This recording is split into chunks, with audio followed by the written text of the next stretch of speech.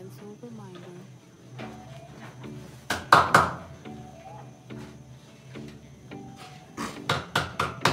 Yes, come in. Habari mwalimu. Salama? Yes. Umefika? Just Umemaliza kazi? Wacha kukalia kiti ya mwalimu. Sit down. Nimemaliza kazi. Kazi gani?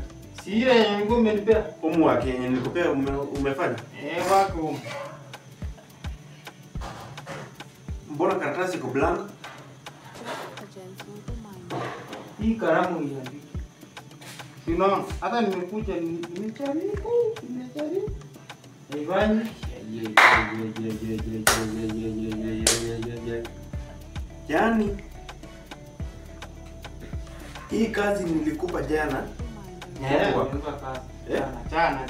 Yaani hata kwenu hakuna mtu mwenye alisoma akuonyesha hata vile kalamu inashikwa. Sasa angekuwa amesoma ningekuja hapa shule tena. Yaani kalamu inafungua kalamu ndio ianze kuandika. Aje kalamu inafunguliwa.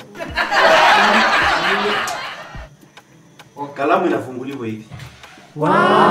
Unaandika. Hebu fanya hii kazi haraka sasa hivi. Ndio hii nimefungua kalamu. Wewe ukufungua kalamu kwa nini?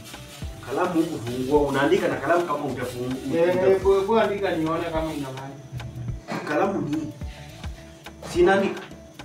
Simalizie basi kuandika. Sasa mimi mwalimu, wewe ndio nimepea kazi, wewe ndio mwanafunzi, unaniambia nimekulipa niandikie. Umenilipa nikuandikie? Sasa hiyo kalamu huko ndio inaanza vile inafanya kazi.